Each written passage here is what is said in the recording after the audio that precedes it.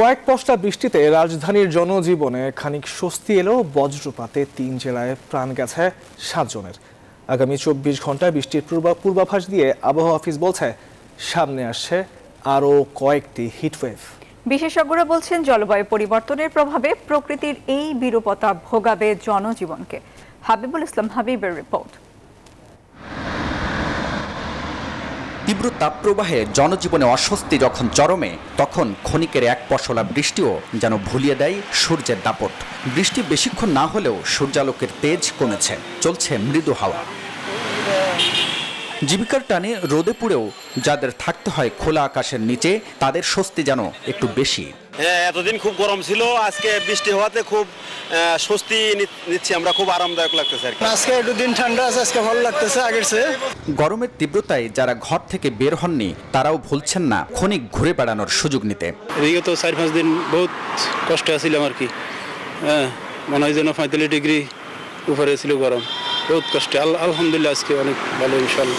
মানে পরিবেশটা অনেক শান্ত, সুন্দর, গাছপালা, প্রাকৃতিক জায়গা আসছে তো সবারই ভালো লাগে, তাই আর কি। তবে এই সুখ হয়তো বেশি দিনের নয়, তেমনটাই বলছেন আবহাওয়াবিদরা। ফের আগামী সপ্তাহে তেজ বাড়বে সূর্যের, থাকবে ভ্যাপসা গরমও। ২০ তারিখের পরবর্তী সময় আমরা ধারণা করতেছি যে বে অফ বেঙ্গলে একটি লঘুচাপ তৈরি হওয়ার সম্ভাবনা আছে।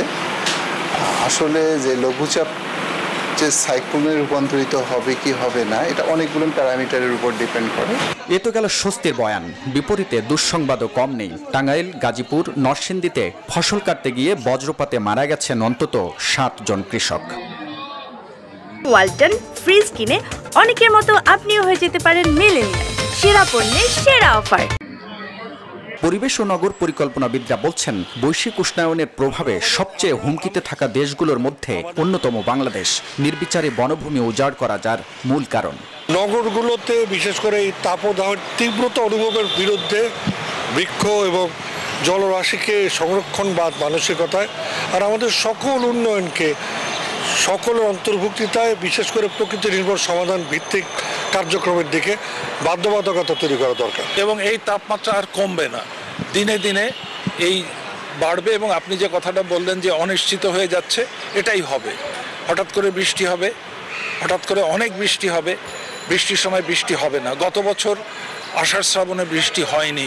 ঢাকায় যে ২০০ মিলিমিটার বৃষ্টি হবে না, এটা বলা যায় না। এটা হতে পারে, এইটাই আমরা সরকারকে অ্যালার্ট করছি। গবেষণা বলছে একটি দেশের মোট ভূখণ্ডের ২৫ থেকে ৩০% বনভূমি প্রয়োজন হলেও বাংলাদেশে আছে মাত্র ১৫%।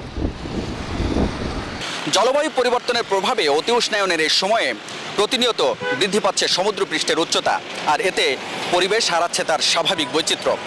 পরিবেশবিদরা বলছেন যে পরিবেশের এই ভারসাম্যহীনতা থেকে রক্ষা পেতে হলে এখনই বনভূমি রক্ষার পাশাপাশি নিতে হবে কার্যকারী পদক্ষেপ। হাবিবুল ইসলাম হাবিব, নিউজ 24, ঢাকা।